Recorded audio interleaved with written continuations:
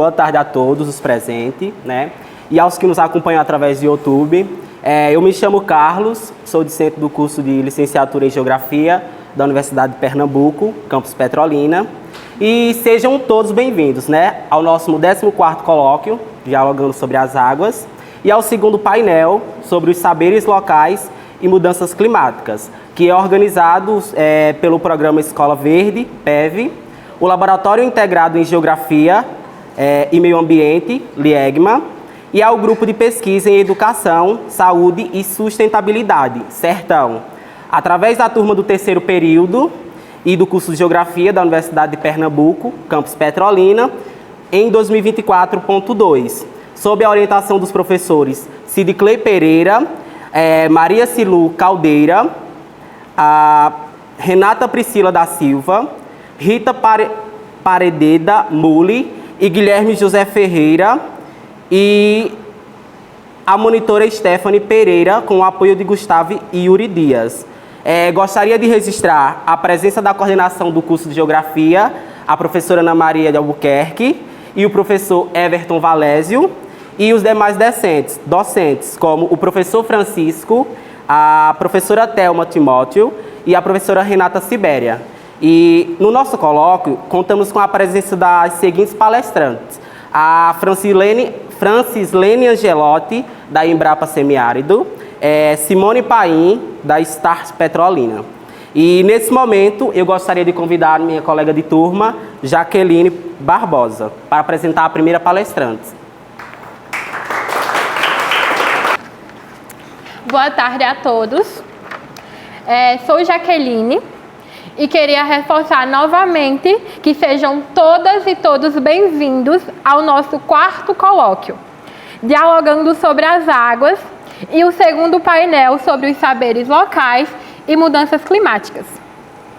Nesse momento, irei apresentar a primeira convidada desta tarde, Francislene Angelotti, que possui graduação, mestrado e doutorado em agronomia pela Universidade Estadual de Maringá. Desde 2006, é pesquisadora da Empresa Brasileira de Pesquisa Agropecuária, atuando no Centro de Pesquisa Agropecuária do Trópico Semiárido.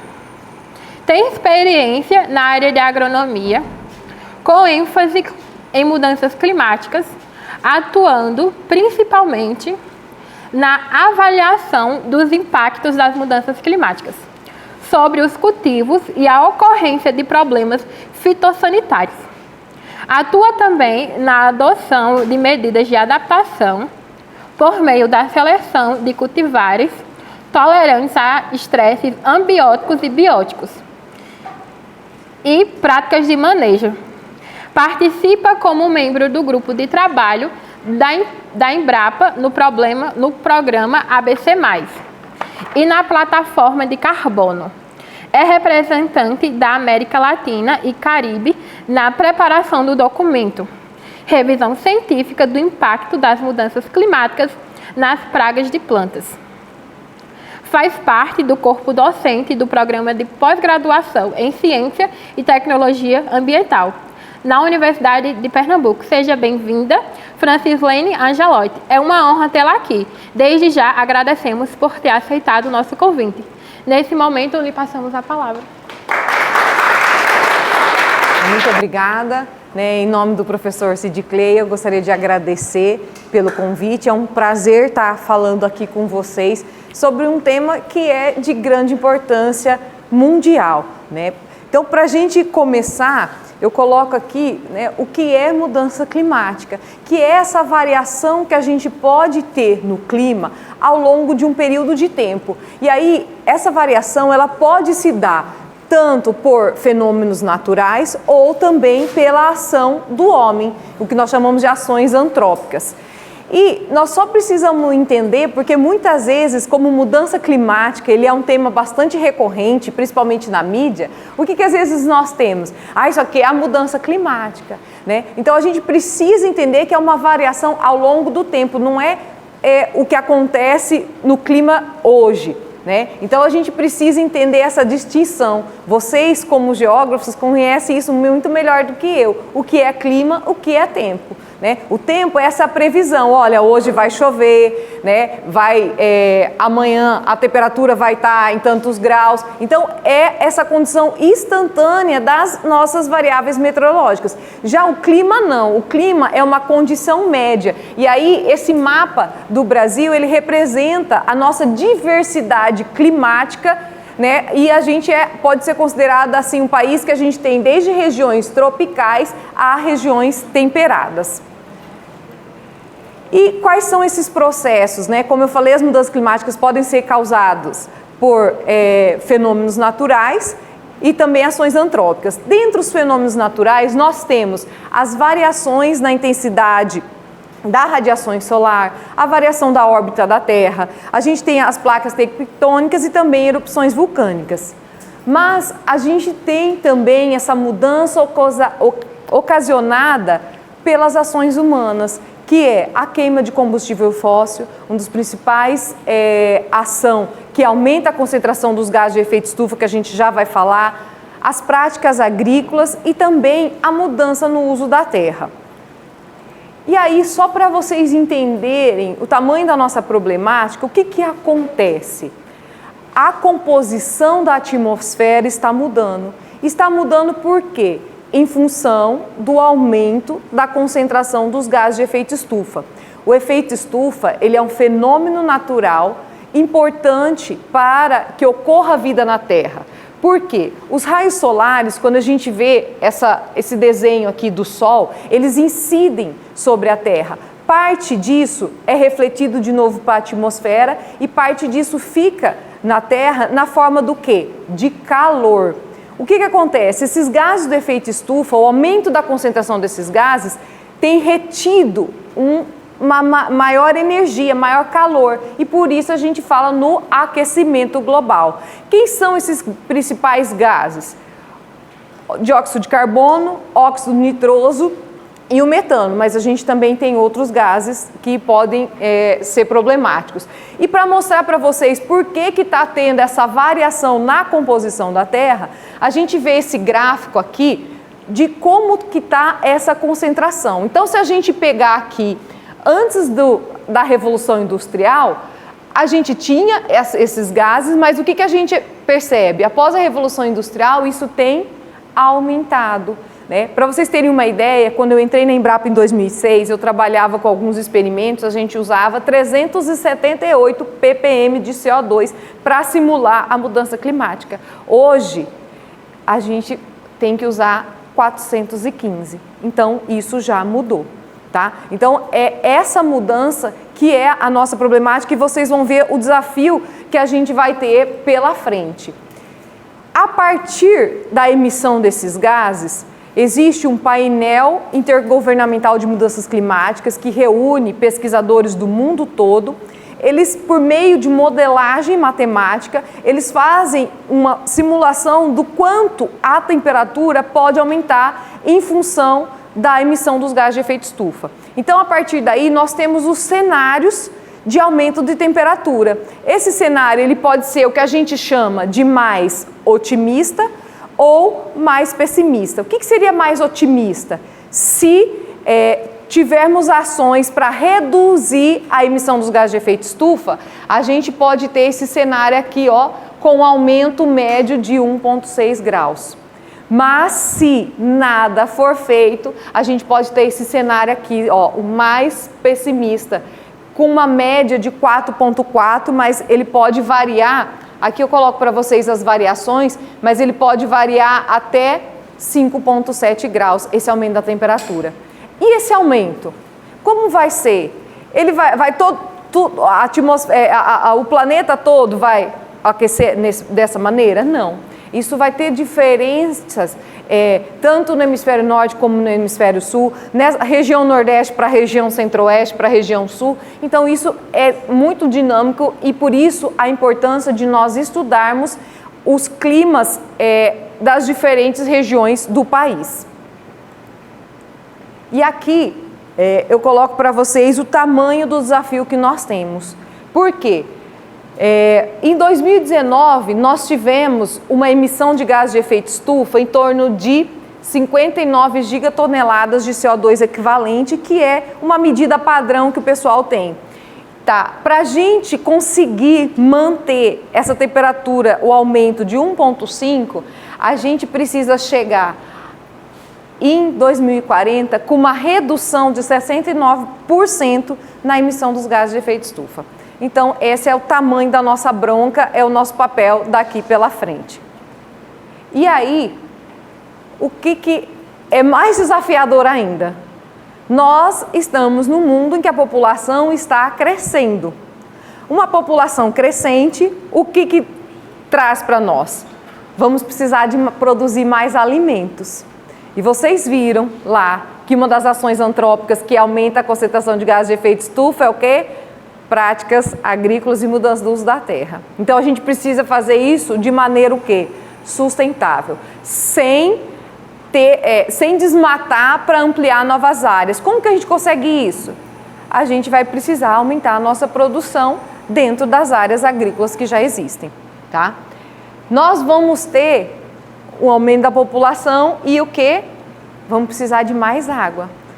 A água, vocês vão ver que um dos impactos das mudanças climáticas está nos recursos hídricos. Por quê? O cenário de aumento de temperatura, ele vem junto com o cenário de redução de precipitação, interferindo diretamente nisso aí. E nós vamos precisar de mais energia. E produção de energia influi muitas vezes na emissão de gases de efeito estufa. Então, por isso que a gente fala em sustentabilidade, produção de energia limpa.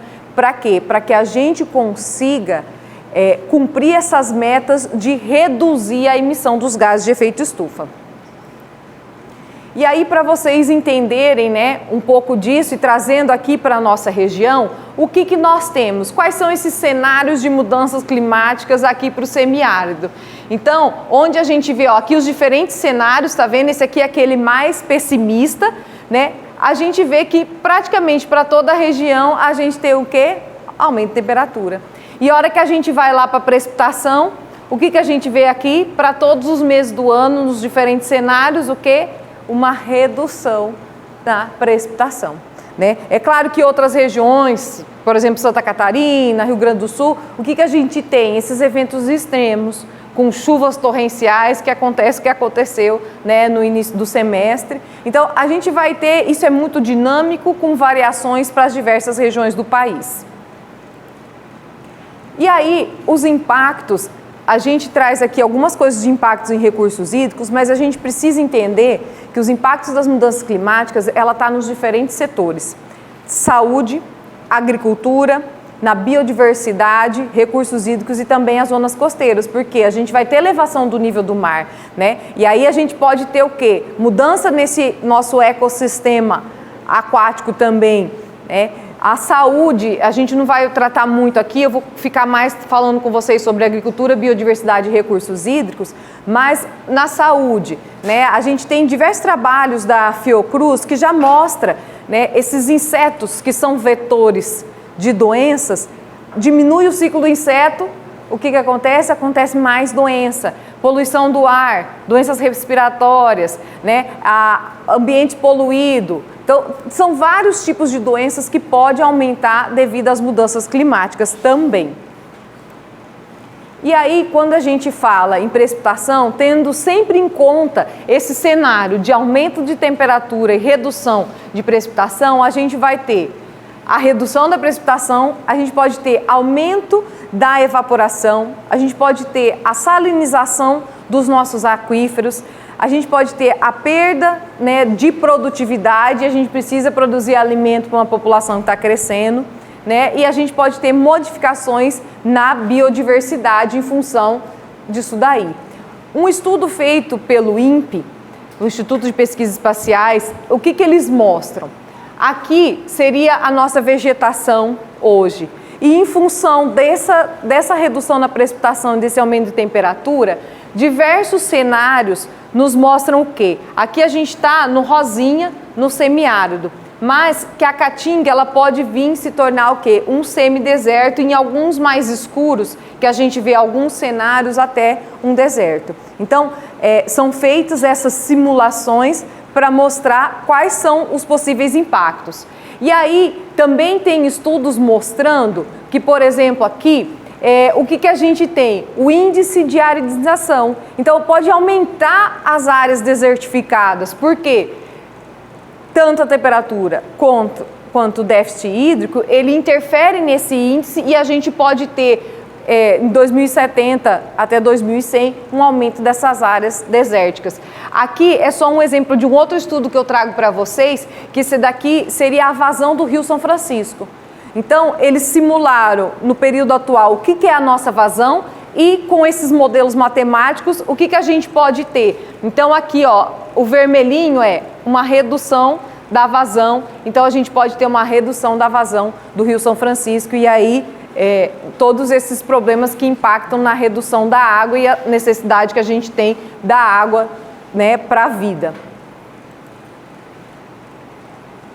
Quando a gente pensa nisso, né, pensando em água, em temperatura, a gente pode ter alterações nos ecossistemas. E aqui eu trago para vocês a Caatinga, né, onde a gente pode ter alterações nessa composição atual da biodiversidade. Então, se eu pego desde, por exemplo, existem estudos com formigas que o pessoal faz para ver, né, como que essas formigas elas vão conseguir se comportar nesse cenário. Existe com anfíbios, então assim, existe desde animais, mas também as espécies vegetais. Como que as plantas vão se regenerar nesse cenário que está mudando?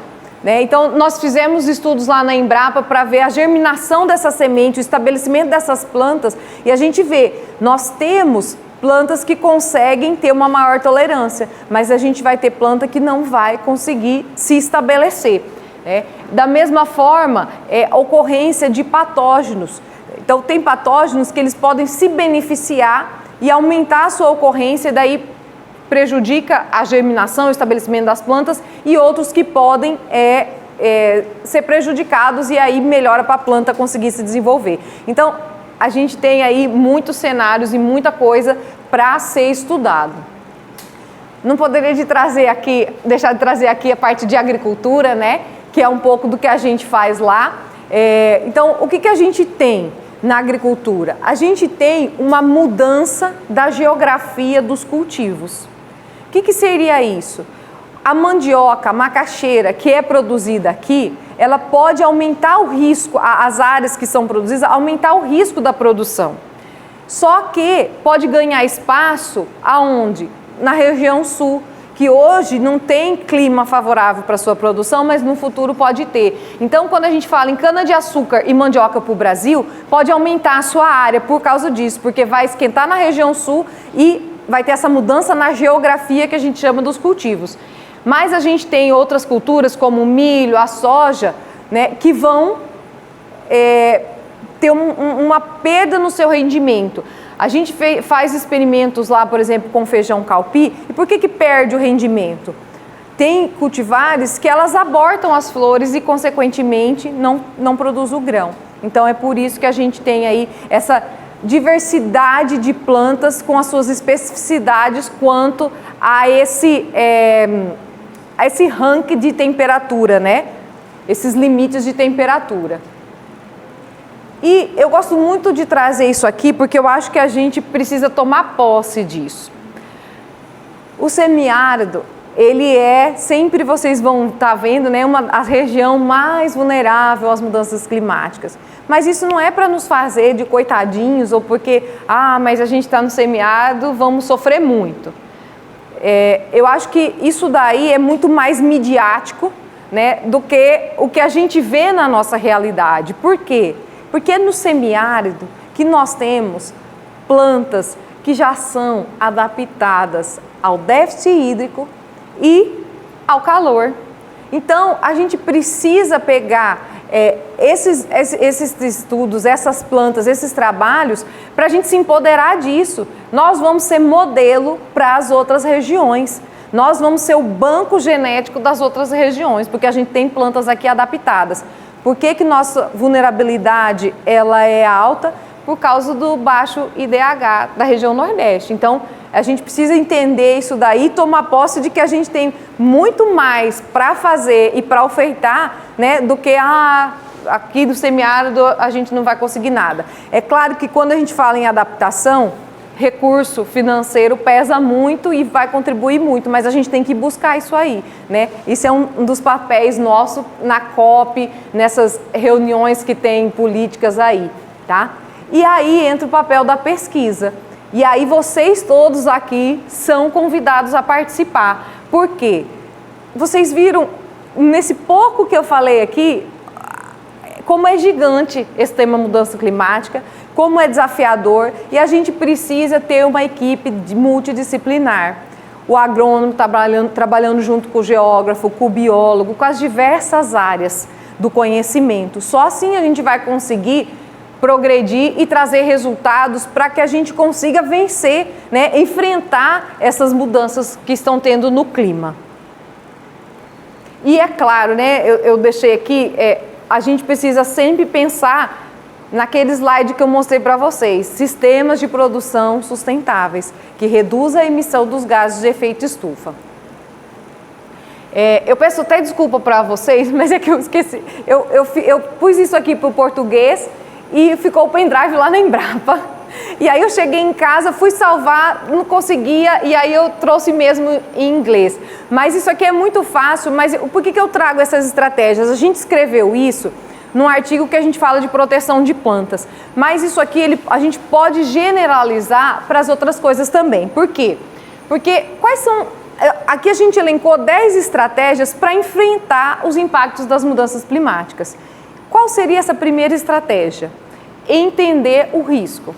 Então a gente precisa entender qual é o risco para as culturas, qual é o risco para a nossa biodiversidade, qual é o risco nos recursos hídricos. A gente precisa entender isso. Nós precisamos ter ações de prevenção. Essas ações de prevenção é um exemplo muito claro, né? A cidade de Porto Alegre, ela não estava preparada para aquele tanto de água. Então, aconteceu o caos que aconteceu. Então, a gente precisa se prevenir com algumas ações para que a gente esteja mais preparado na ocorrência de eventos extremos, né? Nós precisamos de medidas de adaptação. É claro que as medidas de adaptação, elas podem ser de curto prazo, mas podem ser também de longo prazo. E quando a gente pensa em cidades, né, e países, a gente precisa começar a trabalhar isso para não esperar lá em 2070 e as coisas estarem sem um caminho sem volta, né? Nós precisamos ter ações sustentáveis, né? Então a gente precisa produzir com sustentabilidade, ter a nossa casa com ações sustentáveis, e porque isso não está só no papel da pesquisa ou, né, da universidade, não, até nós, com as nossas ações de cuidar da água na nossa casa, né, desligar a torneira, tomar aquele banho menos demorado. Então, tudo isso pode contribuir. A gente precisa ter um programa de monitoramento para monitorar o que está acontecendo nos diversos setores, né? Cooperação internacional, aprender o que outros países que são energia limpa, digamos, que usa, trocando essas experiências, né? Como eu já falei para vocês, multidisciplinaridade, diversas áreas do conhecimento se juntando para fazer um trabalho comum, né? Políticas públicas que embasem tudo isso. E para isso a gente precisa ter o quê? Dado científico que embase política pública, né? E investimento. A gente precisa ter dinheiro para poder entender isso tudo e para trazer essas ações de adaptação. E aí eu vou trazer aqui para vocês alguns experimentos que a gente tem lá na Embrapa, né? Então a gente busca o quê? Em função da redução de recursos hídricos de alta temperatura, cultivares que possam ter tolerância. Então, desde feijão calpi, sorgo, forrageiras, né? A gente tem selecionado esses materiais e a gente vê respostas. Então, por exemplo, no caso da agricultura, ao produtor, né, opções que ele não perca o seu plantio, aborte menos flores. Então, isso aí a gente tem buscado. As cultivares forrageiras nativas e adaptadas. Por quê? Se eu plantar milho e não vier a chuva, o que vai acontecer? Não vai produzir, só vai gastar o dinheiro, o tempo e o animal vai estar lá com fome. Mas eu tenho o quê? Plantas nativas que são adaptadas. E essas plantas, muitas vezes, elas são fonte de proteína que pode ajudar o rebanho nesses períodos de seca. Então, a gente trabalhar com esses materiais, né, chegar até o lançamento de uma cultivar, e eu acho que isso aí é uma das estratégias importantes, porque toleram muito mais ao déficit hídrico. Aqui, vocês podem ver que algumas ações, e eu acredito que a maioria delas, eu não estou trazendo nada novo para vocês, mas o que a gente precisa? A gente precisa colocar em prática. Por quê? Quando a gente fala em armazenamento de água de chuva para o consumo humano, isso aqui, ó, a gente já é feito no Nordeste há muito tempo para convivência com a seca. Então, é usar a mão dos saberes, né, tradicionais, dos saberes populares. Por quê? Isso pode ser medida de adaptação às mudanças climáticas. É você fazer o reuso da sua água, usar aquela água cinza, que o pessoal chama, né? Que vem de lavar uma louça, você trata ela, passa por filtros e de repente você vai fazer o quê? Usar essa água para aguar uma planta que vai servir de alimento para o seu animal. E aí o animal vai produzir, você vai ter a carne. Então, isso a gente precisa retroalimentar, né? As cisternas, que são muito conhecidas aqui no Nordeste. A gente tem, como a gente mora em Petrolina, a gente tem um núcleo de agricultura irrigada muito grande. O que a gente precisa ter frente a essa escassez de água? Uso eficiente. Muitas vezes a gente anda em lavouras, por exemplo, de cebola, tá lá muito molhado, sabe? E aí usa muito fertilizante, causa salinização. Então as pessoas estão degradando. Então precisa ter esse cuidado. Não precisa às vezes colocar 100% da água, pode colocar 80% e a planta vai produzir da mesma forma. Esses estudos a gente também tem feito lá com diversos cultivos na Embrapa, tá? Uso de água subterrânea, as barragens subterrâneas, então são diferentes tecnologias que podem ser adaptadas e podem ser e devem ser utilizadas. E isso aí, o Sul e o Sudeste vai vir atrás da gente, porque a gente já faz isso. Né? E eu não vou nem entrar muito nessa parte dos saberes, mas se você conversar com os produtores, né, as pessoas elas têm noção de que o clima está mudando, cada um do seu jeitinho. Eu tenho visto que aquele inseto está aparecendo muito mais. Ele não sabe que é por causa da mudança climática, mas muitas vezes pode ser. Então os produtores eles estão atentos a isso tudo. Aqui a gente trouxe uma foto de um experimento que nós temos lá no campo, que é o quê? Né? As monoculturas, a gente vê a degradação do solo muitas vezes, a redução da diversidade, da saúde do nosso solo, né? A capacidade das plantas de filtrar água é menor em monocultivo. Então a gente trazer aqui exemplos de plantas que podem ser cultivadas em consórcio. Por quê? Pode melhorar a nossa capacidade de infiltração de água, pode melhorar a nossa produção, reduzir doenças, reduzir pragas, né? E aí a gente pode conseguir manter a nossa produção sem o quê? Aumentar a área, sem desmatar. Esse estudo ele é bem interessante porque isso aqui ele reforça um pouco mais ainda aquilo que eu falei do potencial. Esse estudo, o que foi feito? O pessoal veio, extraiu uma bactéria de uma cactácea e essa bactéria foi inoculada em plantas de milho, que são essas plantas do vaso. E essas bactérias nós chamamos elas de promotoras de crescimento. Por quê? Aqui é onde não tinha água e não tinha bactéria. Aqui não tinha água, mas tinha bactéria. Então, o uso dessas tecnologias, elas vão precisar estar acontecendo e vão precisar ser implementadas no campo. E uma outra coisa, que isso aqui vem do programa, né, do programa ABC+, Agricultura de Baixo Carbono, é você ter uma propriedade, você enxergar não só aquela parcela de produção do meu feijão, não, enxergar como um todo. Eu integrar tecnologias para que eu consiga produzir, gerar renda, reduzir a emissão de gases de efeito estufa. Como eu posso fazer isso? Então, integrando cultivos, usando micro-organismos que ajudam a absorver o nitrogênio, né, as bactérias que a gente chama de bactérias diazotróficas, utilizando o resíduo do gado, não deixando ele lá a céu aberto que produz metano, mudando a alimentação do meu animal para que ele produza menos metano, né, pegando os reusos e trabalhando nele para a produção de biogás. Então a gente pensar sempre num sistema que ele seja muito mais integrado, né? E dentro disso aqui, é isso que esse programa, né, essa política pública do governo, ela traz para a gente, né? Sistemas mais sustentáveis por meio dessas ações. Recupera a pastagem degradada. Quando você recupera uma pastagem, você está ajudando o quê? A reduzir a emissão de gases de efeito estufa, e você está usando uma área que você não precisa desmatar. Né? O sistema de plantio direto melhora a saúde do solo e tem todas as vantagens que eu tinha comentado também do consórcio. Melhora a infiltração. Oxe, voltou? Melhora a infiltração, né?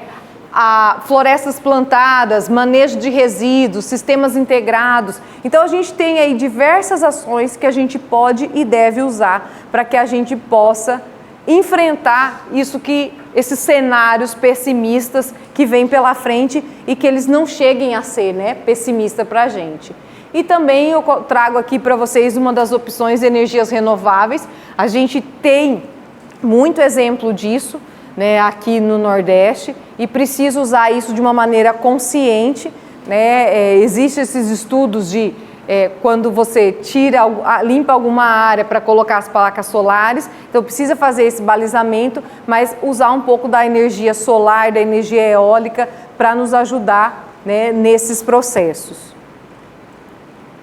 Aqui são algumas publicações, depois eu vou deixar, o professor pode compartilhar com o pessoal, tá? Tudo isso que eu trouxe um pouco aqui faz parte, né, de pesquisas por esse grupo aqui. Eu tenho o prazer de ter Jadson e Eli aqui conosco, né? E eles trabalham conosco lá na Embrapa. Eu trago isso também para fazer um convite a vocês, né? Nós participamos do programa de pós-graduação em Ciência e Tecnologia Ambiental aqui da UPE. Então a gente está sempre trazendo alunos. Agora a gente aprovou o doutorado. Mas eu sou geógrafo, Fran.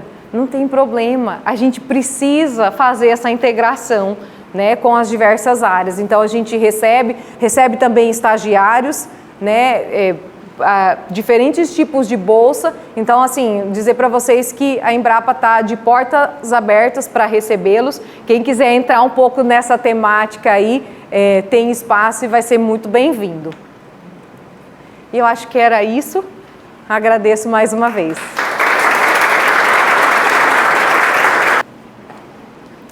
Boa tarde, muito obrigada, Francislene Angelotti, pela excelente contribuição.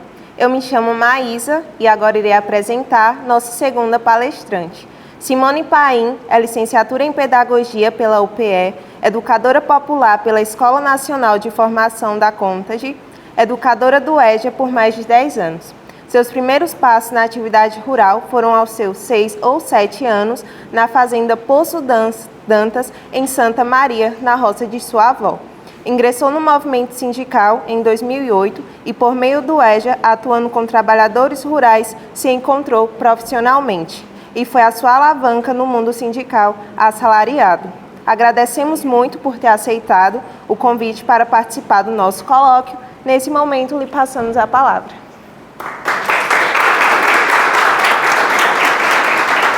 Olá, boa tarde a todos e a todas. Agradecer mais uma vez o convite, né? E agradecer a Guilherme também por esse convite. Já tive a oportunidade de estar aqui num outro momento, com outro tema. Mas, enfim, né? Eu sou Simone Paim, sou trabalhadora rural assalariada, além de ser pedagoga, sou trabalhadora rural assalariada. Minha identidade... Eu sempre costumo falar assim, que eu sou rural, né? A minha identidade é rural. Bem, mas belíssima a apresentação. Já me convidei para ir na Embrapa, tá? Riquíssimo esse trabalho. eu não poderia deixar de falar aqui um pouco sobre as mudanças climáticas, o que ela hoje interfere, quais são os problemas que ela causa ao agricultor, ao pequeno agricultor, quais são os problemas que ela traz para o trabalhador rural em si, que essa é a minha área. Eu confesso aqui, peço perdão que eu pensei, Guilherme, que seria uma fala assim rápido, mas eu tenho um material lá riquíssimo que fala sobre as mudanças climáticas, que são as atividades no campo, o que ela provoca na agricultura, no trabalhador. Aí eu vou estar passando para você, aí você pode estar passando para a turma. Gente, hoje as mudanças climáticas, ela tem ocasionado uma migração dos pequenos agricultores, seja no fator que ele tem o seu animal, mas ele não pode cuidar porque o clima afeta na produção do alimento, seja por outro lado, onde esse pequeno agricultor, muitos deles ainda não tem aquela noção bem ativada de reutilizar a água do consumo humano. Por outro lado, ele mora numa localidade onde ele não tem uma água fornecida, aquela água, aí junta a questão da temperatura, os fatores climáticos, junta a questão que não tem água e isso provoca a migração. E por outro lado, ele não tem como sobreviver da sua pequena agricultura, aí ele migra para a cidade, onde ele vai para a construção civil, onde ele vai hoje, que a gente vê hoje muitos pequenos agricultores que estão nos transportes alternativos, enfim. E por outro lado, eu gosto muito de falar sobre isso, o que é que hoje os fatores climáticos, as mudanças climáticas estão provocando na vida do trabalhador rural assalariado. Ah, Simone, mas a gente está falando aqui em mudanças climáticas. Isso afeta alguma coisa? Interfere? Interfere sim.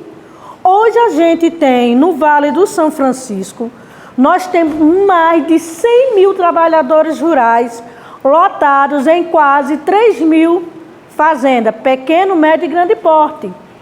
E as mudanças climáticas afetam a vida desse trabalhador? Afeta. Quando o trabalhador está no campo, o que é que pode ocasionar com ele? O que é que essa mudança climática pode provocar num trabalhador assalariado? Quando o trabalhador passa de 8 a 9 horas diárias no campo, o nosso clima semiárido ele é muito quente e com isso afeta na saúde do trabalhador. Nós temos hoje uma pesquisa e temos dados que muitos dos nossos trabalhadores têm sido afetados pelas questões climáticas, onde ele vem adoecendo com problemas renais, com problemas de cistite, infecções urinárias, com problemas de câncer de pele, certo? E a gente já teve muitos trabalhadores que vieram a óbito por insuficiência respiratória. Só que por trás disso tem um laudo que não é divulgado, que são as mudanças climáticas que afetam diretamente na vida do trabalhador. Por quê? Porque ele fica de 8 a 9 horas por dia, mais de 5 horas exposto ao sol. E para completar hoje, no Vale do São Francisco, a gente tem uma prática que está agravando mais ainda a saúde desse trabalhador, o que é?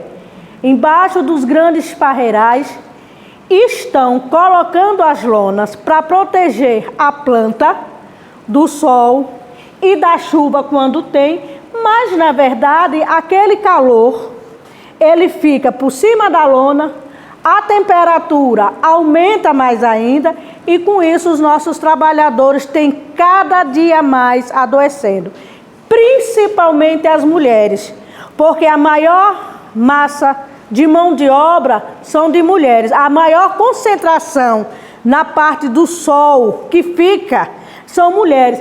E as mudanças climáticas têm afetado muito a vida dos trabalhadores.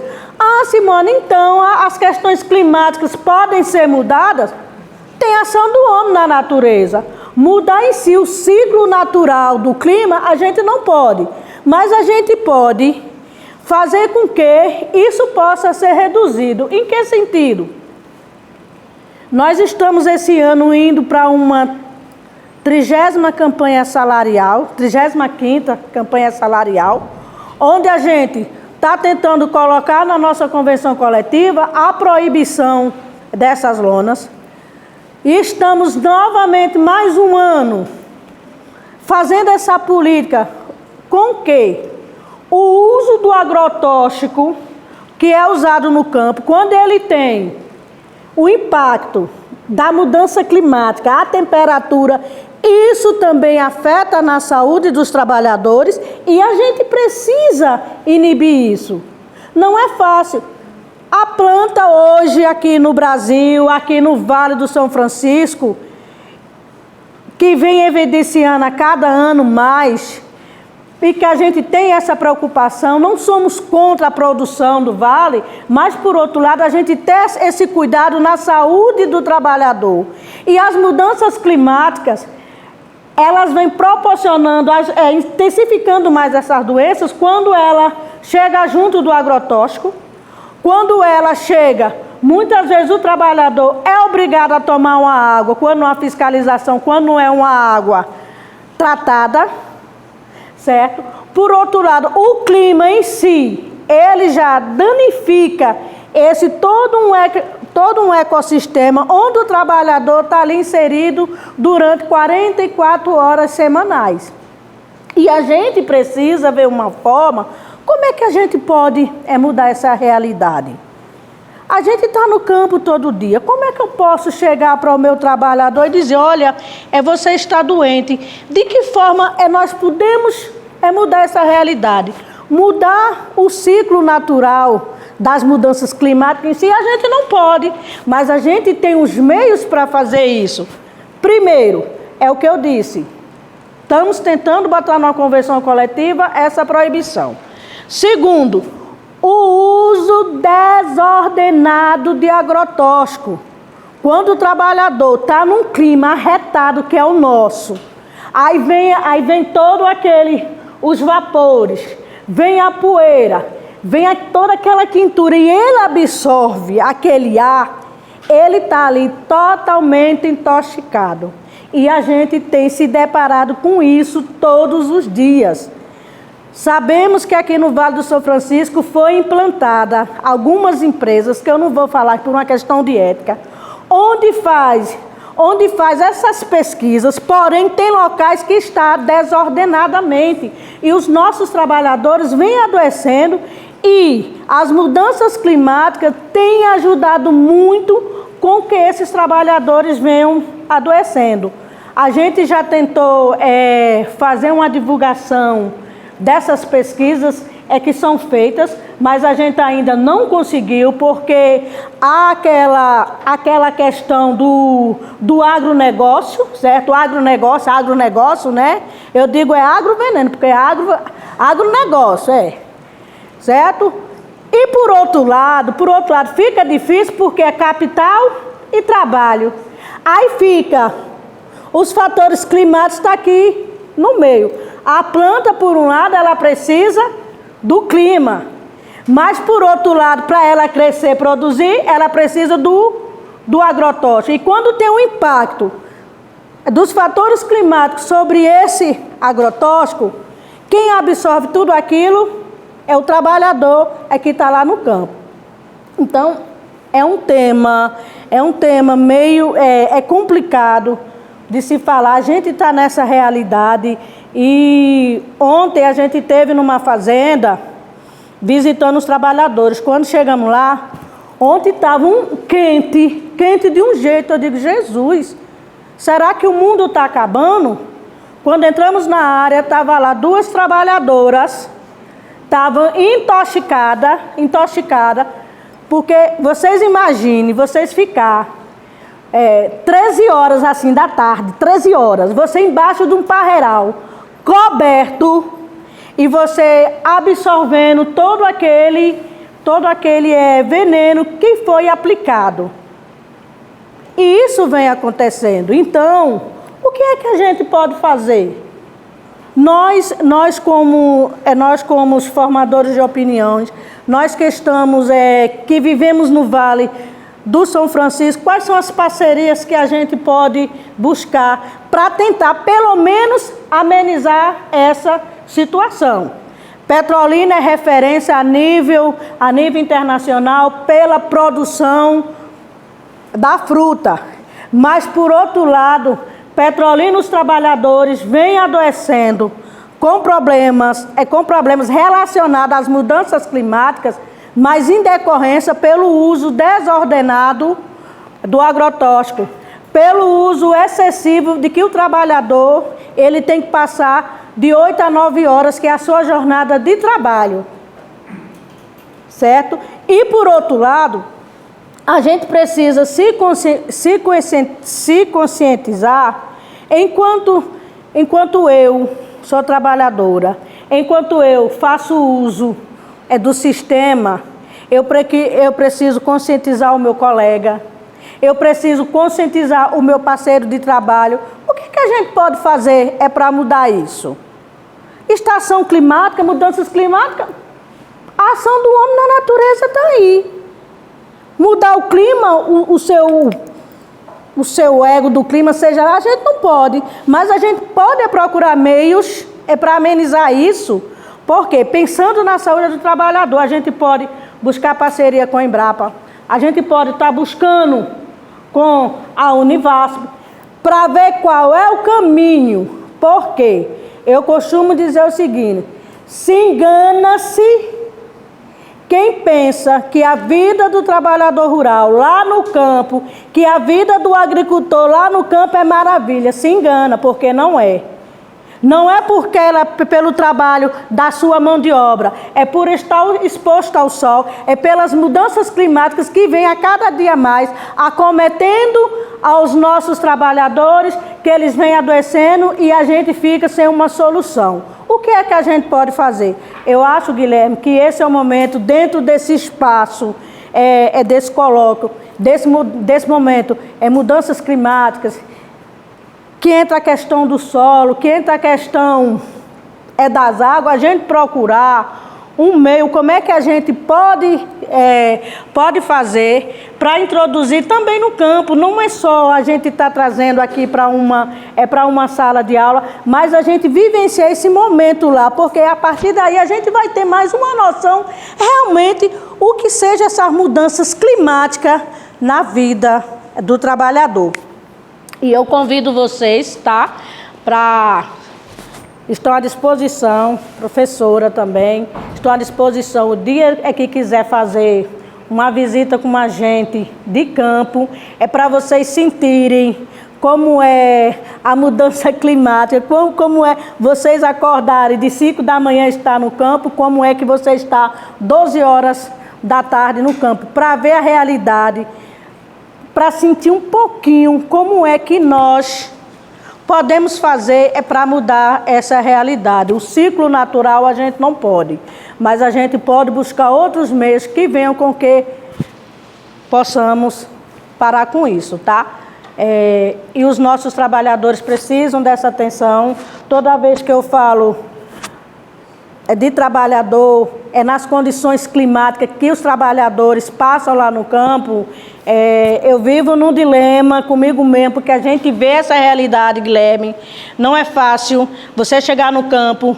Petrolina é uma cidade de primeiro mundo, eu costumo dizer, mas os nossos fatores climáticos têm afetado muito a saúde dos nossos trabalhadores. Mas a consequência disso não é só os fatores climáticos, as mudanças climáticas, mas é decorrência do uso abusivo do agrotóxico, da exposição demais ao sol, tá certo? Então, obrigada. Prometo que a próxima vez eu me preparo melhor, trago outro material, porque a gente está, Guilherme, a gente está num mês corrido lá de atividades, enfim. Mas da próxima, garanto para vocês que a gente está à disposição. O Sindicato dos Trabalhadores e Trabalhadoras Assalariadas Rurais está à disposição de cada um e cada uma de vocês. E podem contar com a gente, tá bom? Obrigada. Muito obrigado a Simone Paim pela sua excelente contribuição. E neste momento, iremos iniciar os debates e perguntas. Então, gostaria de convidar qualquer participante que tenha interesse em realizar alguma pergunta, que venham até aqui, primeiro se manifestem e se apresentem com o nome, o curso e a instituição. Interessados? Então, quero parabenizar, né, o evento de grande relevância nas temáticas, né, uma temática bem polêmica e necessária sobre as mudanças climáticas, aonde as duas palestrantes trouxeram realidades, né, na nossa região. A professora, a doutora Franciele, o que me chamou a atenção é quando ela coloca que o necessário é realmente ações. Concordo, né, Franciele, que eu acho que o mundo está precisando mesmo de ações, né, de mitigações e ações práticas para que possamos, não, como o Simone colocou, né, agora já resolver o problema das mudanças climáticas, né, mas de relevância, de grande importância, o que você colocou com relação às práticas que nós, seres humanos, devemos já há muito tempo, né, deveríamos estar com essas ações práticas. Com relação a Simone, o que me chamou a atenção é porque, assim, eu conheço um pouco da prática da agricultura, até mesmo porque eu sou de uma família também, né, agricultor de muito tempo, né, há muitos anos. E aí essa questão da problemática do sol, né, da quintura, Simone, é verdade. O agricultor que trabalha 8 horas no horário de 8 às 12, né, e de 14 às 18, com certeza, como sua saúde vai ser prejudicada. Apesar de que o sol contribui, né, para a vitamina D, né, inclusive os agricultores antes, né, da presença da mudança climática, as pessoas trabalhavam e realmente não adoeciam, né, há 20 anos, 30 anos, não adoeciam quando trabalhavam no sol, mas a intensidade da temperatura agora a gente sabe que é mais intensa. E aí você traz uma realidade que eu fiquei surpresa, que eu não a conhecia, com relação à lona, não é? Sobre a produção capital, porque na realidade é o lucro, né?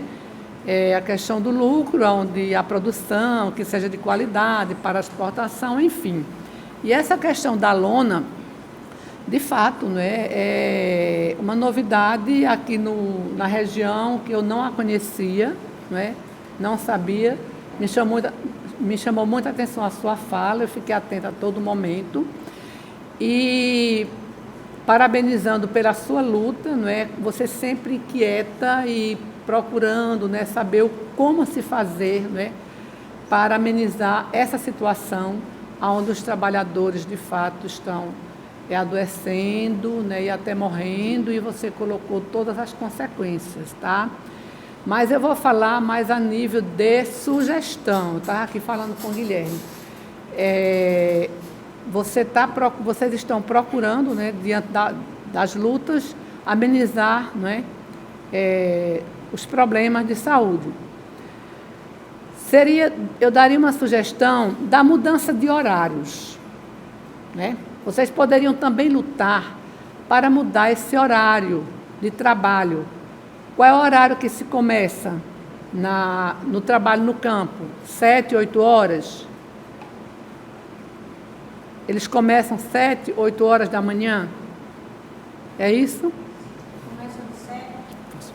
Sim, eu estou perguntando qual é o horário que o pessoal aqui na plantação da uva começa o horário. De 6 ou de 7 até 11, 12, retorna às 13 até às 17. Então, uma sugestão, né, seria antecipar esse horário para as 6 horas ou 7 horas, ficariam até 11 horas, é uma sugestão de uma luta, né, de redução. Inclusive, também seria interessante que vocês lutassem para reduzir o tempo de horas. Em vez de ser 8 horas, poderia ser 6 horas. Até mesmo onde alguns países já estão, né, diminuindo a carga horária do trabalhador, né, do comércio, que poderia também já ser uma inovação no Brasil de se diminuir, não é, essa jornada de trabalho de 8 para 6 horas. Seria uma luta bem interessante, não é, uma sugestão. Começaria às 7 horas até às 11 horas, porque o sol, o pique maior, né, a temperatura maior, é exatamente de 11 às 14 horas, né? E retornaria de 14 às 18 ou de 15 às 18 horas. Então, é uma sugestão de luta para redução da temporada de trabalho, de 8 para 6 horas. E também a mudança de horários, porque me chamou muito a atenção sua fala com relação à saúde, não é, do trabalhador, a morte. Inclusive, eu estava vendo hoje que aqui no Vale do São Francisco tem mão de obra de trabalho e o pessoal não está mais querendo trabalhar na uva.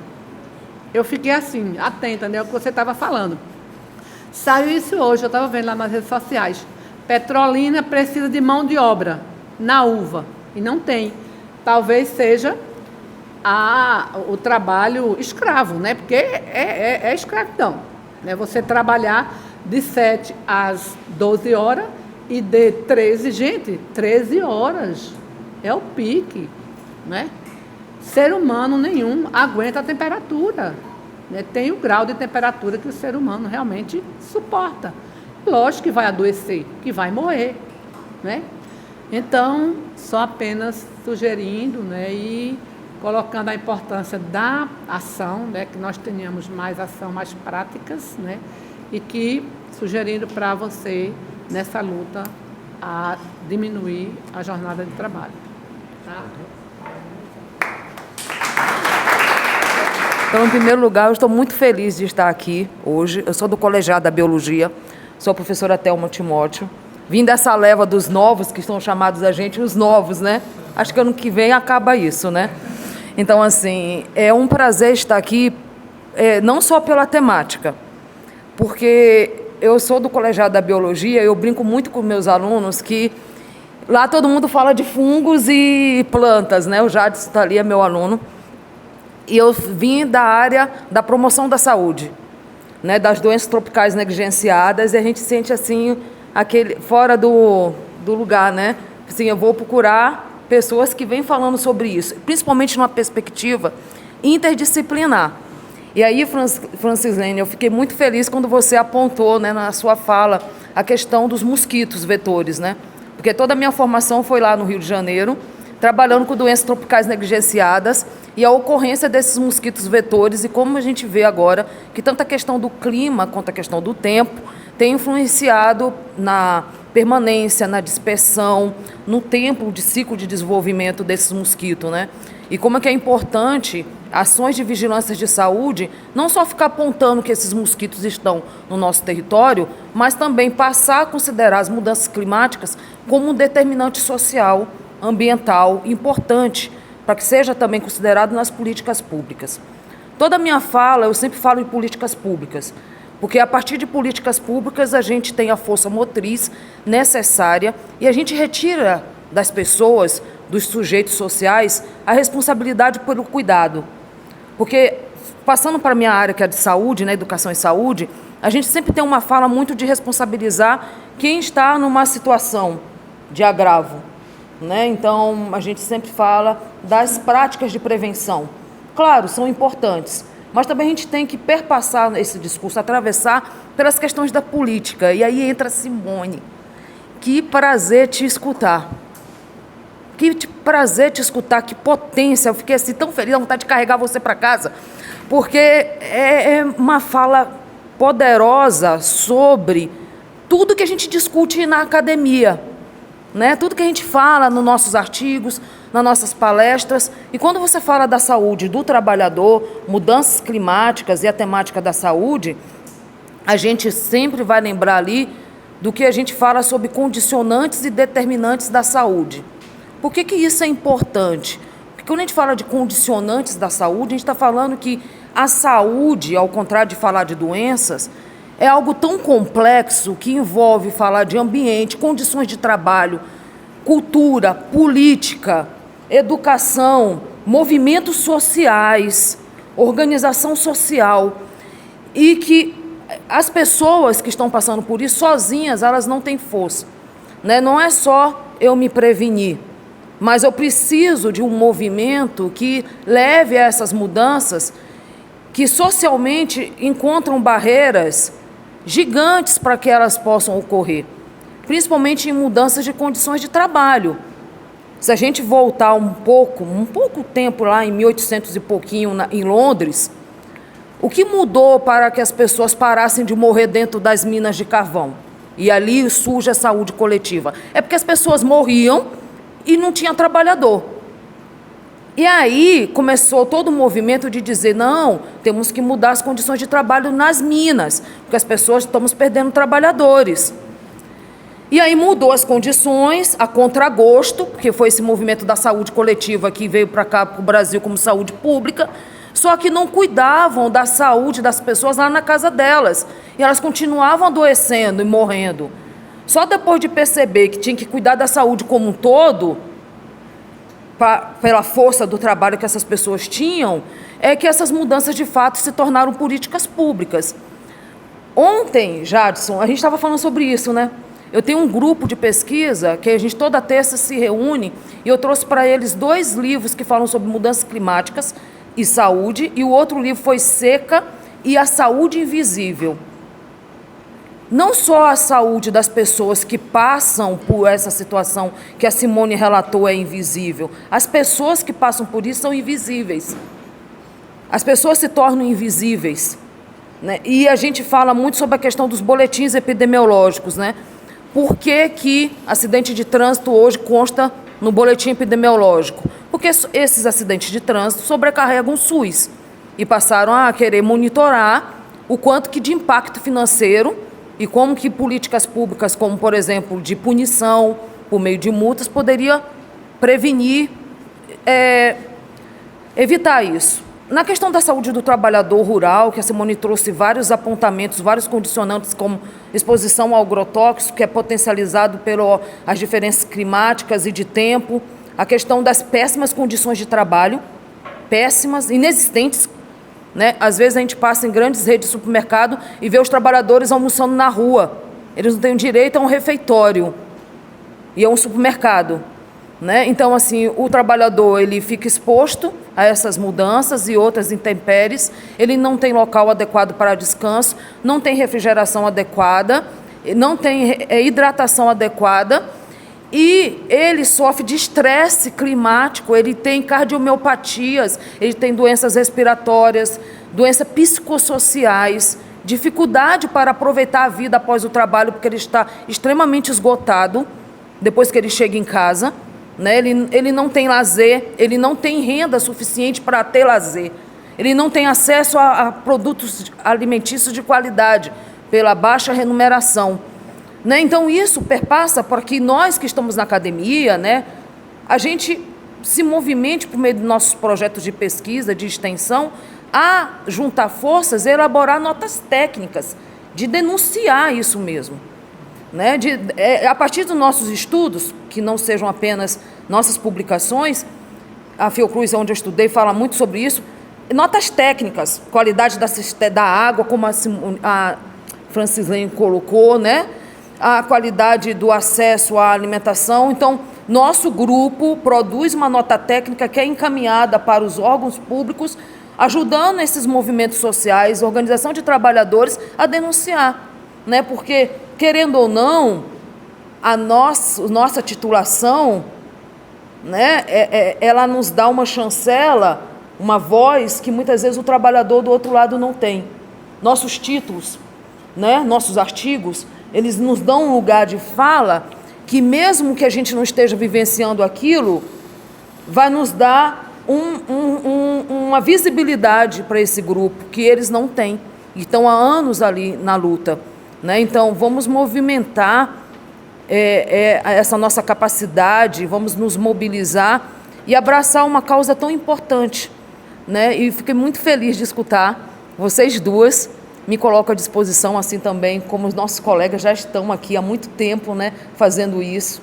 É tão importante ver o Colegiado da Geografia trabalhando com essas temáticas. Sempre que eu posso, eu estou aqui escutando e acompanhando por meio da Rita e da Renata, parabenizar os professores, os estudantes, né, tão empenhados por trazer esses temas, né, e que venham logo o nosso auditório para que a gente possa, né, ampliar e levar tanto a Francislene quanto a Simone juntas, essa parceria aí tão bonita, para que a gente possa levar para os outros cursos, né, também, né? Aulas inaugural, e a gente ia até, como a Simone falou, ia até o grupo de trabalhadores. Enfim, muito obrigada, tá? Pela aula. Boa tarde, gente. Mais uma vez, né, gostaria de parabenizar, né, a fala, né, muito boa, né, todas as duas falas. Trouxe para a gente muita reflexão, né, sobre essa temática que é tão importante, e eu consegui aprender bastante coisa, né, todas as duas falas. Então, quero agradecer também essa oportunidade e refletir também um pouco na fala das colegas, né, que foram feitas aqui. Eu fiz muitas reflexões, eu vou comentar um pouco sobre elas, sobre essas reflexões, e também tenho algumas coisas que eu gostaria de saber de vocês, para tirar algumas dúvidas também. Mas um primeiro ponto que me chamou muita atenção nesse momento foi a fala da professora Thelma, muito acertada quando ela coloca essa questão de nota técnica, por exemplo, né, e desse esforço coletivo que a gente busca fazer para refletir sobre essa questão. Quando a gente se esforça e a gente trabalha em união, por exemplo, nós temos aqui nesse momento 2 colegiados, né, da UPE aqui sendo representado, e temos 3 instituições, né, aqui presentes. Então, sabe, isso é força, né, Cid Clay? Quando a gente pensa, por exemplo, em unir essas forças todas, então, o que seria, né, uma nota técnica, sabe, com 3 instituições assinando e exigindo do poder público apoio para, por exemplo, para o sindicato, porque a fala da professora Silu é muito acertada quando fala, vamos lutar pela redução da carga de trabalho, né, da carga horária de trabalho. Mas que condições, por exemplo, o sindicato tem de lutar com isso sozinho? Então, o sindicato precisa de apoio para isso. Como é que o sindicato receberia apoio? Então, nós, pesquisadores, por exemplo, dentro da universidade, realizamos discussões sobre isso. Nós vamos a campo, como nós fomos no mês de junho, por exemplo. A gente fez uma atividade de campo justamente para ver essas questões, como a senhora comentou, né? A gente foi em campo para observar como que pequenos produtores rurais estão lidando com essa situação das mudanças climáticas, e a gente fez anotações, os estudantes produziram cartilhas, um documentário, por exemplo, vai ser lançado hoje, fruto de um trabalho desse tipo. Então, a gente tem feito um esforço de entender um pouquinho como que as coisas estão funcionando. E aí, quando a gente pensa, por exemplo, nesse esforço mútuo entre instituições, a gente se fortalece, né? Quando a senhora Francislene começou falando, isso é um tema muito importante, e de fato, talvez a gente não tenha noção, principalmente a juventude, né? Eu sou jovem também, mas vocês são mais jovens, né, do que eu. Talvez não tenha noção do quão importante é isso, sabe? Eu tenho observado, né, os debates que estão sendo feitos, e nós estamos na iminência da extinção da raça humana. Né? Então, se as coisas continuarem do jeito que estão, pode imaginar, gente, que a humanidade não vai ter 300 anos. Né? A gente não vai, daqui a 300 anos não vai ter mais nada, só paus e pedras, né? Por aí, sabe? Então, a gente está, de fato, diante de um momento crucial. E aí foi falado também na questão do capitalismo. O capitalismo não para. O capitalismo é voraz. Ele sai destruindo tudo e ele vai nos destruir. né? Então, se a gente pensa, por exemplo, em reduzir a carga horária de trabalho, porque nesse momento o capital está sendo destruidor para esses trabalhadores da uva, da manga, entre outras, né, plantações, até chegar a uma destruição total, sabe, a gente precisa de ter o apoio de instituições para desenvolver notas técnicas e dizer, olha, isso que está sendo cobrado aqui está sendo referendado por nós, porque nós vimos como que isso está acontecendo. Tá? Então, eu queria trazer essa fala mostrando a importância, Sidicley, né, da gente desenvolver esses eventos e a gente se unir, né, porque é com união, sabe, que a gente consegue avançar. Né? Se a gente trabalha de formas isoladas, a gente não consegue avançar, né, como se diz, uma andorinha não faz verão. Então, a gente precisa, de fato, de união entre as instituições, entre nós mesmos aqui dentro da academia, para que a gente desenvolva apoio, de fato, à sociedade, como ela precisa. Alguns pontos que eu gostaria de saber de vocês, se for possível, né, para que a gente tenha mais um pouco de informação. Eu fiquei muito curioso em saber alguns tipos de plantas, por exemplo, que estão desaparecendo e foi comentado, né? Mas um pouco mais de frutas, por exemplo, não sei se está relacionado, né, ao seu trabalho, mas alguns tipos de plantas que estão desaparecendo e que existe essa ameaça de fato dela desaparecer, né? E eu pensei também, né, em saber se existe, na verdade, algum tipo de cultura alternativa que poderia ser instalada, né, ou, na verdade, a cultura alternativa que já está sendo observada, né, alguma cultura alternativa que já está presente e ela poderia, de fato, substituir para colaborar, por exemplo, com os trabalhadores e ajudar nessa questão até mesmo da redução da carga horária, ou a gente ter uma substituição dessas plantas, né, dessas espécies, variedades, talvez, que estão para desaparecer, né? E mais para o lado da Simone, eu gostaria de saber se existe algum tipo de fuga, né, dos produtores, de trabalhadores, com relação a essa questão, indo para outras regiões do país, por o trabalho lá ser mais, sob o ponto de vista, né, do tempo, né, climático, mais, né, tranquilo, né, ter um ambiente melhor, ou se a atração continua, né, se essa atração continua, então como que esse pessoal está sendo instalado, né? Silu comentou um pouco sobre a questão da uva, então eu fiquei querendo entender um pouco dessa questão, tá? E para finalizar, né, sob o ponto de vista de perguntas, entender mesmo que tipo de políticas públicas seriam necessárias, por exemplo, para o sindicato, especialmente, para facilitar, né, esse trabalho de vocês, tá? Junto aos trabalhadores rurais. É isso. Obrigado.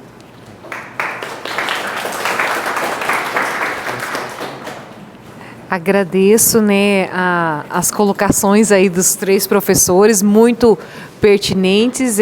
Para a gente é um prazer, né, estar aqui e com certeza, né, esse diálogo interinstitucional eu acho que é importante, eu acho que isso é que vai fortalecendo, né, a pesquisa, isso é que a gente faz a gente caminhar, então com certeza isso aí é muito rico, né? A gente tem listas de espécies em extinção, mas eu confesso para você que eu acho que não está voltada a uma ação da mudança climática, muito mais voltada para o desmatamento. Mas, com certeza, é uma linha de pesquisa que eu acho que precisa ter uma atenção, né, maior. Assim.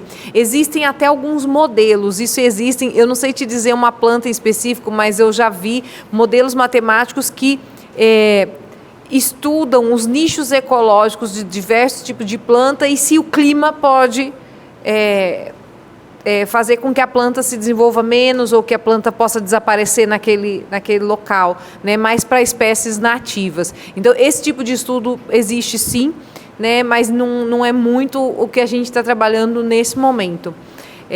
Uma coisa importante que a gente precisa, né, ter em mente é que, assim, são muitas áreas do conhecimento e por mais que a mudança climática talvez hoje não atinja eu ou você dentro da sua casa, você está comendo, você está tendo a sua aguinha, a gente precisa pensar para frente. Né? A gente precisa pensar no coletivo, a gente precisa pensar, né, que, olha, o aumento da temperatura está afetando diretamente os produtores rurais. O trabalhador de campo que está lá nesse sol a pino, que está tendo doenças, complicações. Então, tudo isso eu acho que assim, é motivador para que a gente produza informações, produza ciência que possa embasar as políticas públicas. Então, para fazer uma carta, por exemplo, vai precisar ir lá medir, dizer, olha, tá aqui esse dado é científico, o produtor, ele trabalhando esse horário, a temperatura é tanto, tá coisa. Então, assim, precisa, eu acho que com certeza isso aí são iniciativas que vão precisar surgir e caminhar junto, né, essas instituições caminhar junto. Então, acho que são pontos, assim, bem importantes e relevantes, né? Dentro da agronomia, você falou das espécies, né? O que a gente tem. Então, por exemplo, assim, a gente tem a macaxeira, mas a gente tem algumas espécies de maniô que é do mesmo gênero da macaxeira, que elas podem ser usadas para produção animal, né? Para alimentação animal. E aí, de repente, essa planta ela pode vir ser plantada no lugar de uma outro tipo de forrageiro, como eu tinha falado, o milho, né? Tem uma outra plantinha também que chama Macropytilium. Também tem diferentes espécies. Por quê? Porque essas plantas elas toleram mais ao déficit hídrico e também às altas temperaturas. Então a gente tem buscado essas espécies. Mas a gente tem os cultivos alimentícios que não vai mudar, ninguém está criando planta nova, mas você de repente, esse um dos estudos que a gente faz lá. Eu tenho uma cultivar que ela vai produzir bem menos e eu tenho aquela que ela vai produzir e vai se manter. Então, eu vou indicar para o meu produtor essa outra que vai se manter, né? A gente está estudando agora umas plantas que, assim, eu coloco muita comparação com o milho, porque, assim, o milho no Nordeste, quando você pega um zoneamento da cultura do milho, sempre vai dar vermelho, sempre vai dar negativa a produção, em função da água, né? Mas aí se você pega um sorgo, se você pega um milheto, você pode conseguir ter a planta produzindo com menos água, né? Em épocas que talvez o milho não resista. Então, a gente precisa pensar nessas alternativas e trazer para o produtor essas opções, né? Em termos de fruticultura, eu vou trazer um exemplo aqui, isso nem estou falando aqui da minha cabeça, né? Mas, por exemplo, o que o pessoal está vendo lá no Sudeste sobre o café? O café acontece muito parecido com o feijão calpi. Altas temperaturas abortam. O que eles estão fazendo? Plantando árvore, sombreamento. Então, será que para melhorar esse conforto térmico de um trabalhador rural, a gente vai precisar plantar árvore, vai precisar pensar em alguma coisa de sombreamento, vai precisar, sabe? E aí eu não estou falando só em uva, não, mas eu estou falando em outros. O conforto térmico animal também, sabe?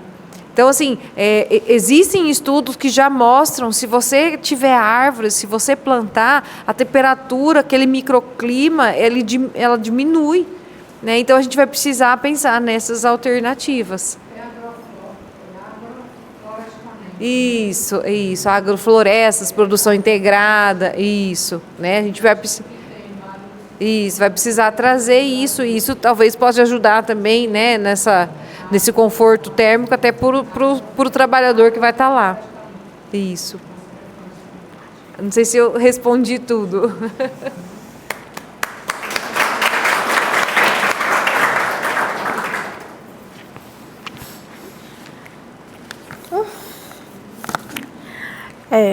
Obrigada pelas palavras. Professora Thelma, Cilu, Guilherme. Bem, antes de responder a todas as perguntas, eu só queria frisar aqui o seguinte. Teve um ano que a gente colocou na nossa convenção coletiva de trabalho a gente imprimiu alguns folders, né, para distribuir aos nossos trabalhadores com as propostas salariais, com as propostas sociais, enfim. E nesse folder, como a gente já foi um ano bem mastigante, certo? Bem sofrido mesmo, aí a gente colocou o tema no folder só para vocês entenderem como é que eu vou responder as perguntas de vocês. Colocamos no folder assim, frutas doces, vidas amargas. Aí vocês imaginem o impacto que isso causou ao capital, ao empresariado, ao produtor rural. Eu não estou dizendo o produtor da agricultura familiar. Eu estou falando ao capital mesmo. Frutas doces, vidas amargas. E isso foi um tema que foi obrigado, veio gente que a gente nem esperava para o Vale do São Francisco para fazer a intermediação, porque já imaginou, Vale do São Francisco é referência a nível internacional pela sua exportação da fruta. Já imaginou um tema desse chegar lá fora, fruta doce, vidas amargas? Por que a gente colocou fruta doce, vidas amargas? A realidade da vida do trabalhador no campo. Horas exaustivas de trabalho, má condições de trabalho, jornadas excessivas. Tinha delas que o sindicato ainda conseguiu, foi lá e tirou 12 horas da noite a gente conseguiu tirar trabalhador de dentro de pack house, saía do campo e ia para o pack house. Aí saía com o corpo quente, ia para o pack house, tinha o quê? Um choque térmico. Enfim, fruta doce, vidas amargas. A problemática do sol, a intensidade do agrotóxico, infelizmente o trabalhador rural ele tem que conviver com isso, tá? Infelizmente é pela sobrevivência. Quando você pergunta, Silu, mas queria saber como é que os trabalhadores rurais, que eu ouvi no blog, que os trabalhadores não estão querendo ir mais para uva, etc, etc. Uma questão não é só pela questão, não é por essa questão dos fatores climáticos, das mudanças climáticas, não. A questão é que não tem uma equiparação salarial boa, não tem uma alimentação no local de trabalho, não tem uma cesta básica. O trabalhador precisa desse amparato, porém, o patronal não faz esse gesto. Não é isso, tá? Aí, os trabalhadores já estão aí respondendo a sua pergunta. Muitos trabalhadores estão migrando não só para a atividade da construção civil, são poucos, mas a maioria está migrando para a atividade informal, que são as grandes equipes, que são as terceirizadas, camufladas, porque a nossa convenção permite a terceirização, mas desde quando ela seja legalizada. Ou seja, eles estão no serviço da clandestinidade, que é a mão de obra. E por outro lado, quando se fala reduzir a jornada de trabalho, Silu, tem empresas que dão meta e dão produção. Isso é ótimo. Qual é o trabalhador que não quer estar 10 horas, 11 horas, ter terminado a sua produção?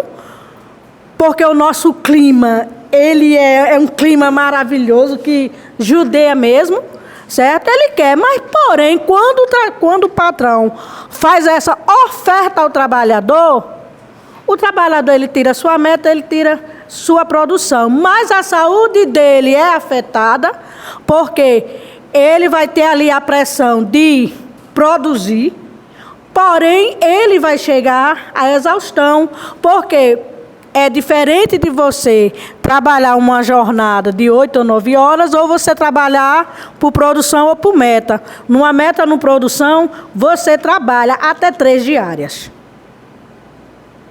Tem empresa que oferta isso? Oferta. Eu, particularmente, quando eu chego para os trabalhadores, digo, vocês não são obrigados a pegar produção nem método, vocês são obrigados pela CLT de ir lá. A jornada tem que ser 44 horas semanais, 8 ou 9 horas diárias, quando não se trabalha no sábado.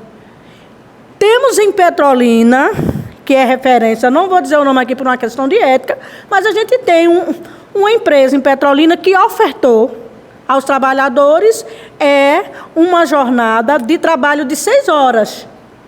É de 6 horas, é a única. É a única. Aí, foi bom? Foi, mas por outro lado, tinha alguns trabalhadores que estavam adoecendo, era de 6 horas, mas essas 6 horas ainda, imagine, só 6 horas. O que eles faziam em um mês, eles estavam fazendo em uma semana, um trabalhador. Então, uma coisa se leva a outra, né? E por outro lado, essa empresa agora já mudou a dinâmica. Está melhor. Aí essa empresa hoje, pensando na saúde do trabalhador, a empresa, pensando na saúde do trabalhador, entre aspas, vai agora e vai ofertar aos trabalhadores a alimentação no local de trabalho, uma cesta básica, mas tem mais com condicionamento. Não pode faltar, não pode colocar atestado. Adiantou? Não. Certo? E por outro lado, deixa eu só ver aqui. E por outro lado, a gente tem na nossa convenção coletiva, que ainda é menos mal, a gente tem 2 cláusulas na nossa convenção coletiva, que é a 34 e a 53. E a 50, aliás. Pensando na saúde do trabalhador, já um caminho que a gente já tem numa convenção coletiva, a gente colocou aqui proibição, no pós-chuva, que quando chove, que aqui é raro chover, quando chove, as empresas obrigam os trabalhadores a trabalhar embaixo do parreiral ou do mangueiral, onde aquela água que cai na planta, que caia no trabalhador, já tem o uso do agrotóxico, já é veneno ali, é prejudicial à saúde, a gente colocou proibição, pode em outras atividades. Aí, quando a gente colocou isso na nossa convenção coletiva, o empregador foi mais esperto, aí começaram a adaptar lonas. Opa! Aí o sindicato foi para cima. Lona é para proteger a planta da chuva, mas dos raios, porque o trabalhador trabalha embaixo de área onde tem arame, onde eles usam material cortante. A gente vem tentando inibir, não está sendo fácil. E, por outro lado, pensando na saúde do trabalhador. Aí vem a lona, que não só ocasiona essas doenças respiratórias e outras, como doenças infecciosas também, né? Que aí a gente já teve casos de leishmaniose. Isso. A gente já teve 5 casos, certo? Relacionados a isso. E lá foi constatado que foi adquirida no campo, certo? Então, é complicado para a gente. A gente pode tentar, é um desafio para a gente colocar numa convenção coletiva, Silu, uma redução de jornada. Jamais o patronal vai aceitar uma redução. A gente tá com mais de 20 anos, redução de jornada de trabalho, de 44 horas para 40 horas, a gente não conseguiu. E conseguimos na convenção coletiva, na cláusula 4 da convenção coletiva, onde diz que no dia do pagamento a redução é de jornada, aí é só no dia do pagamento, que só são 6 horas. Só é no dia do pagamento, mas e outro a gente ainda não conseguiu. Mas a gente vem tentando, todos os anos, tentando colocar isso. Vai lá que um dia o patronal, a classe empregadora se conscientize, sensibilize que a gente precisa, porque o nosso clima é castigante. O trabalhador precisa vender a sua mão de obra, mas o empregador precisa dessa mão de obra. Então, esse gesto ainda não foi feito pelo patronal. E todos os anos a gente pede essa redução de jornada. Agora, o dia que a gente conseguir essa redução de jornada, a gente não quer uma redução de jornada onde o trabalhador vai trabalhar 6 horas, mas ele vai produzir igual a 8 horas normais. Para isso não... Como é que diz? Tem que ter as cláusulas, né? E é muito complicado quando a gente quando a gente fala nesse tema, aí quando eu disse fruta doce, vidas amargas, isso gerou uma polêmica que eles estavam com medo que fosse a nível internacional, porque só uma frase dessa, o selo de exportação deles ia apurar, certo? Outra coisa, sobre a questão social. O sindicato, a gente vê muito a questão social que a gente tem, tanto na nossa convenção coletiva, quanto no nosso estatuto, Franciele. A gente tem no nosso estatuto, onde a gente, pensando no bem-estar do trabalhador, a gente tem movido algumas ações sociais, certo? De ir para o campo, verificar as condições. A gente tem o nosso espaço, o nosso cantinho da saúde lá no sindicato, que é para nossos trabalhadores, a gente tem tudo isso, mas é uma dificuldade muito grande. Nós conseguimos colocar também, pensando no social, na saúde do trabalhador, a gente colocou na nossa Convenção Coletiva de Trabalho, que não tinha, a NR 31 rege algumas coisas, mas, por outro lado, a NR 31 ainda deixa algumas falhas que a gente, ao longo do tempo, tanto a OIT, foi feito tudo com a OIT, com a CONTAG, com a CONTAR, foi feito todo esse estudo em reformulação da NR 31, pensando também na saúde do trabalhador, pensando nas mudanças climáticas, principalmente aqui do Vale do São Francisco, mas até então, em parte, a gente não teve esse êxito.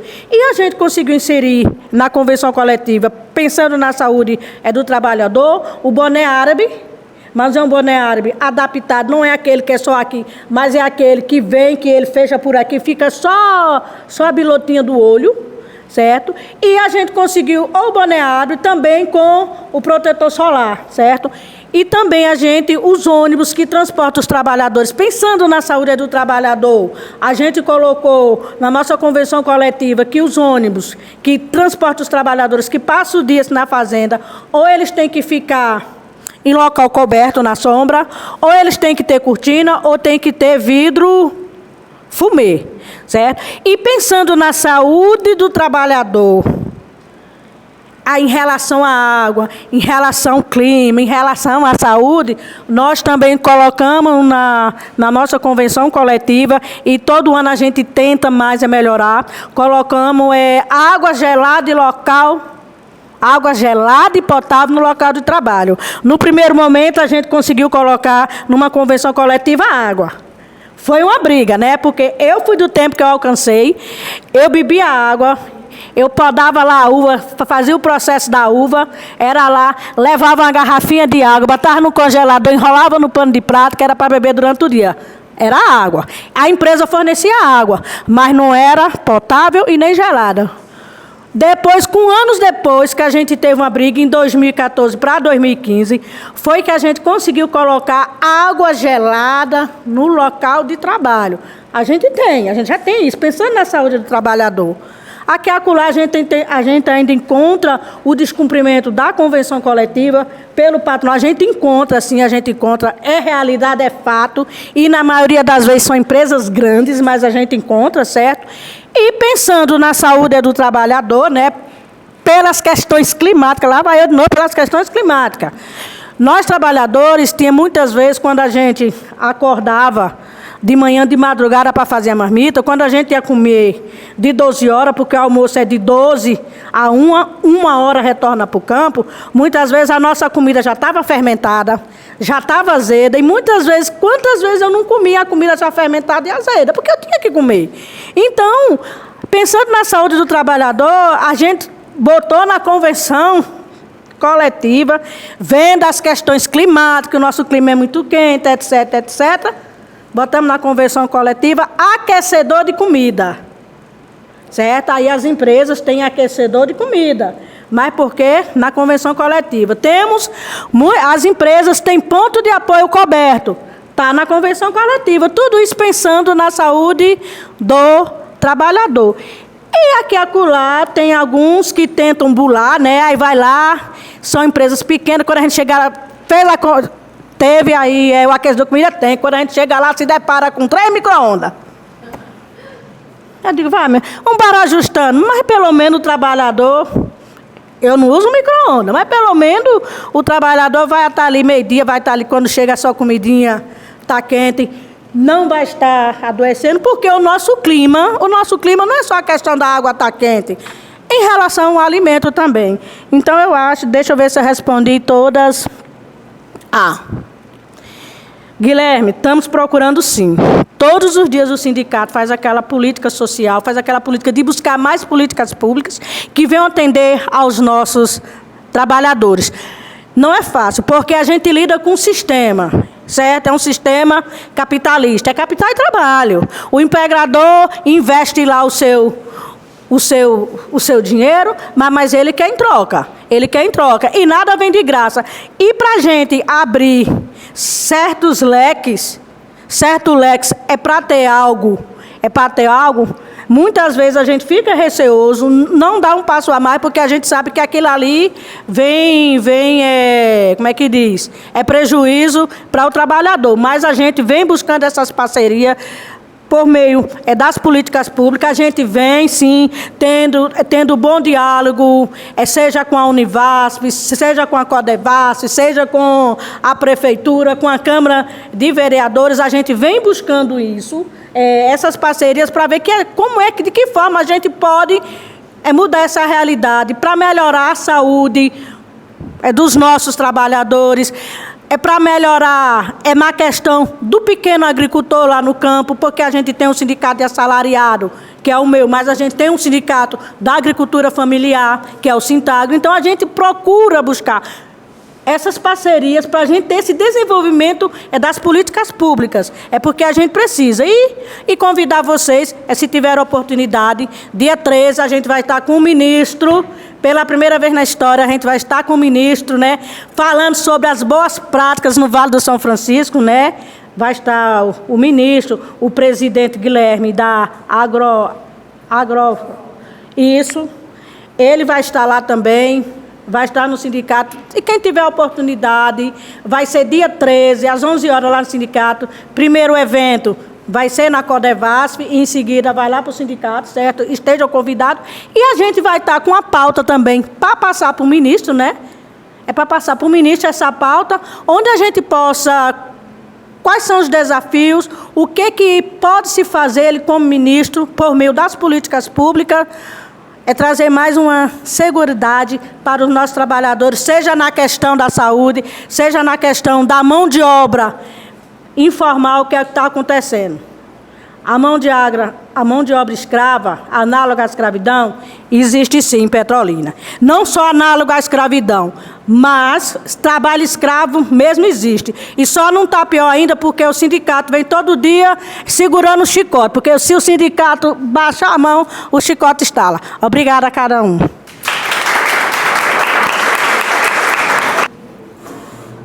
Boa tarde a todos. Eu sou Emily, sou discente de Geografia. Eu queria parabenizar primeiramente as palestrantes, né? E queria parabenizar em especial a professora Simone pela luta, né? Parabenizar por essa luta tão importante, principalmente pela senhora ser uma representante que vivenciou o campo, né? Vivenciou essas lutas. As minhas perguntas, elas são direcionadas às mulheres, porque esse ano nós encerramos um trabalho de iniciação científica, eu, a professora Renata e a professora Ana Maria, sobre produção de pobreza. E o que é falar sobre produção de pobreza sem falar sobre a classe trabalhadora, né? A gente sempre precisa ter essa perspectiva. E nós fizemos com o recorte de gênero, então trabalhar as mulheres dentro da produção de pobreza.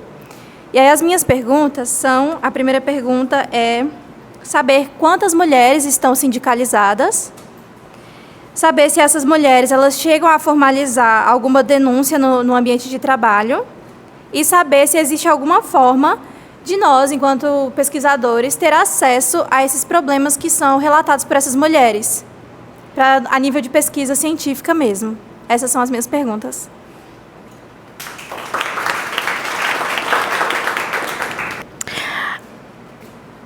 Emily, eu não captei a sua segunda pergunta. A primeira foi quantas são sindicalizadas.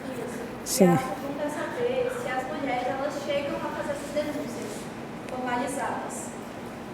Quantas relações de trabalho no campo? Isso, no ambiente de trabalho.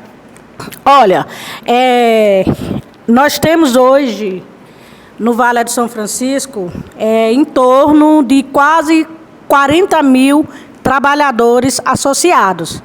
Desses 40 mil trabalhadores associados, não, sindicalizados, tá? Sindicalizados. Em torno desses, eu vou colocar hoje, 36 mil sindicalizados, nós temos hoje associados 9.300, tá? A maior mão de massa do Vale do São Francisco, mais de 70% da mão de obra do Vale é mulher. Mas, se for comparar entre a uva e a manga, é o homem. Mas, no geral, é mulher. Mais de 70%. E hoje nós temos em torno dessas 9.300 associadas em dias. Pode ter certeza que a maior parte, mais de 5.700 são as mulheres que são associadas. Não são homens, são mulheres. 5.700, 5.900 associadas mulheres. Denúncias no campo, muita. Não só, a gente não tem só a denúncia pela questão do assédio moral, nós temos assédio moral, nós temos o assédio sexual, certo? Nós temos o assédio também da violência, da pancada mesmo, tudo isso a gente tem. Denuncia sim. Quando o sindicato identifica essa violência no campo, seja pelo assédio moral, a gente chama a empresa para dialogar, certo? Para resolver aquela problemática. A gente já resolveu vários, mas já teve alguns que a gente teve que procurar uma instância maior para proteção da mulher. Já tivemos assédio sexual no campo, são diversos. O sindicato já tomou pé disso, resolveu a situação. Teve caso que houve punição, que a pessoa foi exonerada porque era cargo de confiança, certo? Enfim, né? E por outro lado, quanto a gente já teve também muito no campo, que não só a violência verbal, mas a violência física a gente já teve caso de polícia, a gente já administrou isso. E também a gente tem muita violência no campo, não só pela pressão psicológica. Muitos trabalhadores estão doentes pela pressão psicológica no campo. E a maioria são mulheres. Por quê? Porque acha que, por ser mulher, né? Por ser mulher, acha que tudo pode, tudo deve em cima das mulheres. Não. Tanto tem muitos trabalhadores depressivos, mas a maioria são mulheres, certo? Temos também muitos casos de burnout dentro do campo. Isso está acirrado. Enfim, a violência no campo existe, as mulheres são violentadas todos os dias e tem uma violência maior que é cometida às mulheres no campo. Não, que interfere até na questão da saúde da mulher. Não tenho nada contra os homens, tá? Não tenho. Mas eu vou dar só um exemplo aqui para vocês. Nós, mulheres, desenvolvemos atividades na área rural, tá? É tanto que, às vezes, a atividade para o homem, 9, 10 horas, ele para. E a equiparação salarial dele, trabalhando menos jornada, a mulher trabalha mais, a mulher sempre recebe menos. Isso é uma violência para a mulher. Então, são muitas coisas que, se a gente fosse estar aqui... Ok, minha querida?